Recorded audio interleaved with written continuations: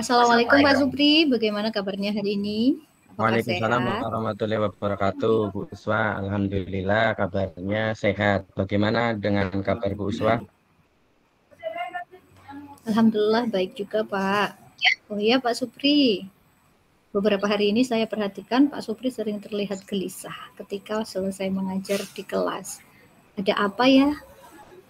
Iya Bu Uswa, saya rasa akhir-akhir ini murid saya itu ketika jam pelajaran berlangsung itu di kelas ramai sekali. Ada yang bermain sendiri, ada yang mengganggu temannya, sehingga suasananya tidak kondusif. Selain itu, mereka juga terlihat bosan mengikuti pembelajaran, sehingga mengganggu pikiran saya dalam seminggu ini, Bu. Oh, seperti itu ya Pak. Apakah Pak Supri bersedia sharing terkait tentang hal yang Bapak alami? Wah, baik, Bu. Terima kasih, loh, Bu. Saya memang lagi buntu benar-benar ngeblank, tidak tahu harus berbuat apa untuk menyelesaikan tantangan yang saya hadapi ini.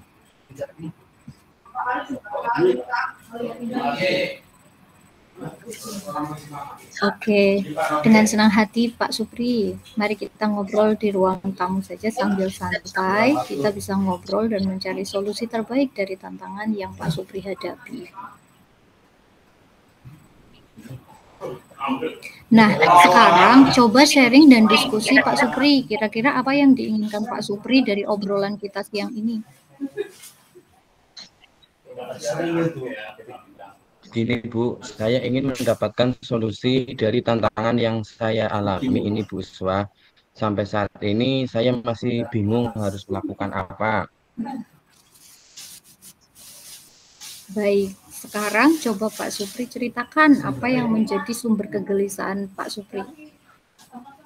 Begini loh Bu, saya merasa mengajarnya sudah baik, tetapi murid saya itu terlihat ramai di kelas, sehingga pembelajaran menjadi kurang kondusif dan murid saya itu kurang semangat dalam mengikuti pelajaran. Sehingga prestasi murid itu akhir-akhir ini saya amati dari nilai undangannya menurun, Bu. Apa yang menyebabkan murid ramai ketika pembelajaran berlangsung, Pak, dan murid terlihat kurang semangat dalam pembelajaran sehingga prestasi murid itu menurun? Jadi begini Bu Uswa, akhir-akhir ini karena materi yang masih banyak sebelum selesai di materi semester 1 ini, untuk mengejar waktunya dalam pembelajaran, murid hanya mendengarkan dan saya suruh untuk mencatat atau menulis, sehingga pembelajarannya kurang bervariatif model metode pembelajaran yang saya lakukan. Selain itu, akhir-akhir ini saya juga sedang sibuk mengerjakan tugas tambahan lain, Ibu, yaitu dalam mengerjakan laporan pertanggungjawaban bos sekolah, sehingga di kelas saya itu saya sering tinggal dan saya berikan siswa tugas karena saya juga beberapa hari ini eh, pergi kumpulan di kecamatan untuk mengerjakan tugas LPJ bos itu, Bu. Lalu, kesulitan Pak Supri yang Pak Supri hadapi dalam pembelajaran di kelas apa, Pak? Saya merasa masih bingung, padahal ketika memberikan materi sudah saya coba jelaskan dengan baik sebaik mungkin. Selain itu, murid saya terlihat masih ogah-ogahan dalam masalah pembelajaran, Bu. Selama pembelajaran, apalagi jika saya sambil dengan mengerjakan tugas tambahan lain, pasti di kelas siswa saya itu ramai dan jadi tidak kondusif, Bu. Oke, kondisi ini sudah berjalan berapa lama, Pak? Dan berapa banyak murid yang terlihat tidak begitu antusias dalam pembelajaran? Kurang lebih seminggu ini, Bu Uswah, yang saya perhatikan dari 16 anak itu dari 16 anak itu ada 3 anak yang sering membuat gaduh di kelas, yaitu mengganggu teman-temannya dengan cara berlari-lari dan menjahili temannya. Selain itu, ada 5 anak yang masih malas membaca, dan dia itu hanya seringnya ngobrol dengan temannya. Dari 16 murid saya, paling baru 8 yang bisa antusias dalam mengikuti pembelajaran di akhir-akhir pekan ini, Bu. Oh, begitu. Boleh Pak Supri jelaskan media apa saja yang Pak Supri gunakan dalam seminggu ini? Kemudian bagaimana proses pembelajarannya? Boleh Bu Iswa. Saya sudah mempersiapkan media pembelajaran berupa slide yang ada di PowerPoint untuk saya presentasikan ketika pembelajaran, dan saya menjelaskan materi dari awal sampai akhir. Terkadang karena memang materinya masih banyak, sementara anak-anak saya itu hanya izinkan ketika istirahat sebentar saja, paling 10 menit. Jadi saya mengejar materi yang masih tertinggal sebelum selesai menghadapi ujian di semester 1 ini, Bu.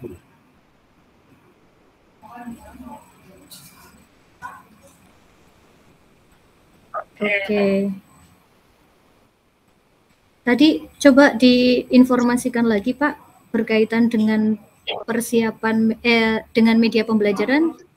Padahal Pak Supri sudah ini ya, sudah menggunakan berbagai media. Jadi kalau boleh saya simpulkan, Pak Supri merasa kelelahan mungkin ya, dan murid pun merasa kelelahan juga selama pembelajaran seminggu ini. Iya juga sih Bu, saya jadi merasa bersalah dengan murid-murid saya, apalagi jam istirahatnya saya potong, jadi istirahatnya cuma sebentar.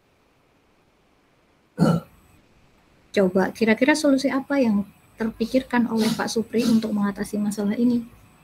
Saya kira bisa menggunakan metode pembelajaran berdiferensiasi dan teknik stop untuk mengelola emosi dan perasaan saya dan anak-anak, Bu, agar eh, nantinya kita memiliki kesadaran penuh kembali dan motivasi diri dapat kembali, Bu.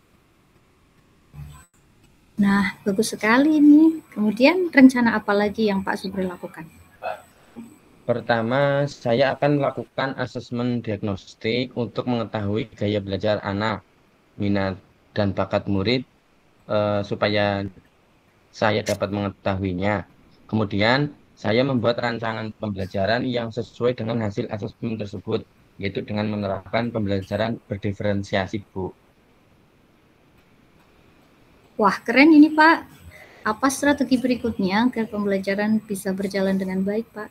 Saya membutuhkan strategi untuk mengendalikan siswa supaya eh, siswa yang suka berbicara itu saat pelajaran berlangsung. Saya membutuhkan strategi yang supaya siswa yang sering ngobrol di kelas itu lebih dapat mengikuti pembelajaran, Bu. Baiklah, mari kita bahas strategi untuk mengendalikan siswa yang suka berbicara saat pembelajaran berlangsung. Pertama, kita perlu memahami penyebab siswa suka berbicara saat pelajaran berlangsung. Apakah karena mereka tidak memahami materi pelajaran? Apakah karena mereka bosan? Atau apakah karena mereka ingin menarik perhatian, Pak? Kalau saya pikir, menurut saya itu siswa saya itu yang suka bicara itu sebagian besar itu karena tidak memahami materi pelajaran yang sedang saya sampaikan, Bu. Jika demikian, kita perlu memberikan penjelasan yang lebih jelas dan menarik kepada siswa.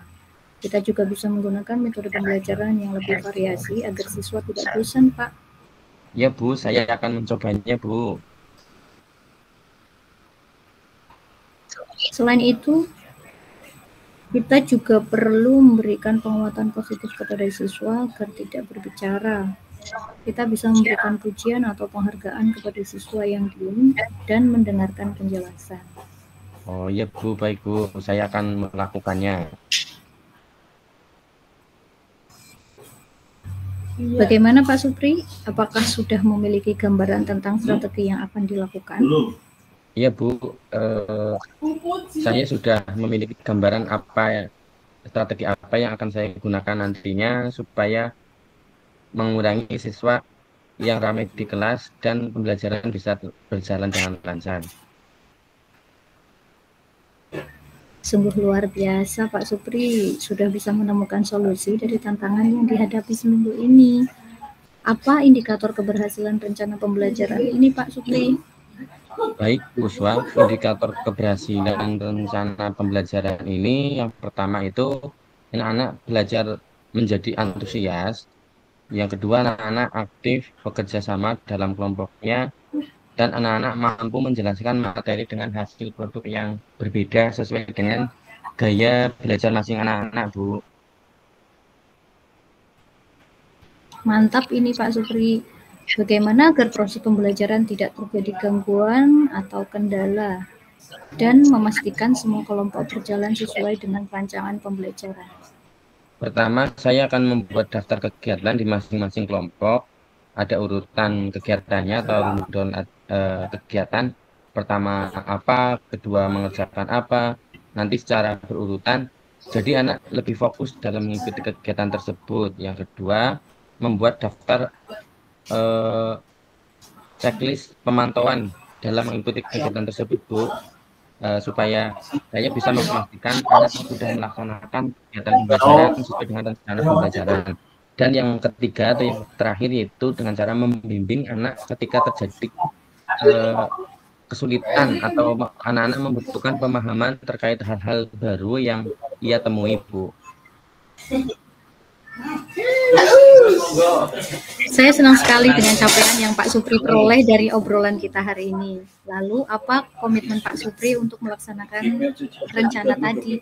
Setelah ini, saya akan melakukan asesmen diagnostik, merancang pembelajaran diferensiasi sesuai dengan kebutuhan anak, dan untuk menerapkan teknik stop untuk memberikan motivasi baik untuk saya maupun untuk murid-murid saya secara maksimal. Selain itu, saya juga akan menggunakan metode dan media pembelajaran yang bervariasi supaya siswa lebih mudah memahaminya dan saya juga akan memberikan penguatan positif supaya siswa mau memperhatikan saat saya menyampaikan materi. Semoga apa yang saya rencanakan dapat berjalan dengan baik ya, Bu. Alhamdulillah, amin. Saya doakan ya Pak. Insya Allah semua akan berjalan dengan lancar Pak. Luar biasa Pak Supri. Akhirnya berhasil menemukan solusi atas permasalahan yang dihadapi. Semoga ke depan Pak Supri lebih mengembangkan kompetensi dalam mengajar. Amin, Bu. Seminggu kemarin benar-benar saya buntu tidak tahu mau belum menemukan ide langkah apa yang akan saya harus kerjakan. Terima kasih ya Bu Uswa sudah membantu saya dalam menemukan solusi yang terbaik terhadap permasalahan yang sedang saya alami saat ini. Sama-sama Pak Supri, kita saling berbagi dan saling mendukung untuk kebaikan. Siap, sehat selalu ya Bu Uswa. Sampai jumpa besok. Ya, sama-sama Pak Supri. Sampai jumpa besok. Assalamualaikum warahmatullahi wabarakatuh. Waalaikumsalam warahmatullahi wabarakatuh.